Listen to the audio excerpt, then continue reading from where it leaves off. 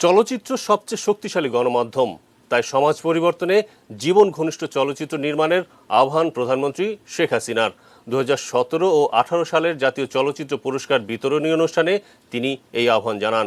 এ সময় বিশ্বমানের চলচ্চিত্র নির্মাণে সব ধরনের সরকারি সহযোগিতার ঘোষণা দেন প্রধানমন্ত্রী।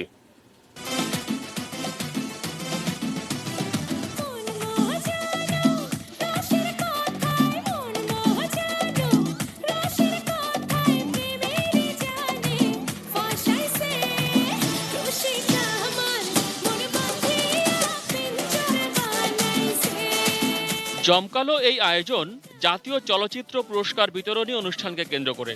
বঙ্গবন্ধু আন্তর্জাতিক সম্মেলন কেন্দ্রে এই আয়োজনে দর্শক সারিতে ছিলেন স্বয়ং প্রধানমন্ত্রী শেখ হাসিনা।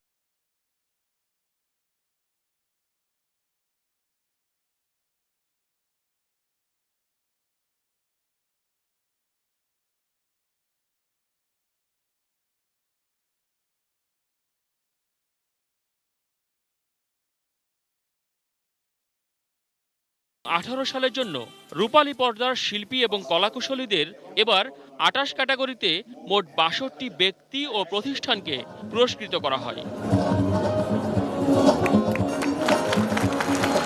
আজীবন সম্মাননা পেয়েছেন জনপ্রিয় অভিনেতা ATM শামসুজ্জামান, নায়িকা সুজাতা, নায়ক আলমগীর এবং প্রবীর মিত্র।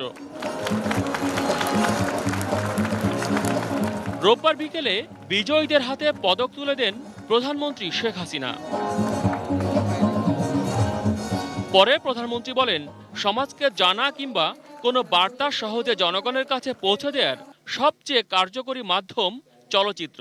তাই ভালো চলচ্চিত্র নির্মাণের আহ্বান জানান তিনি।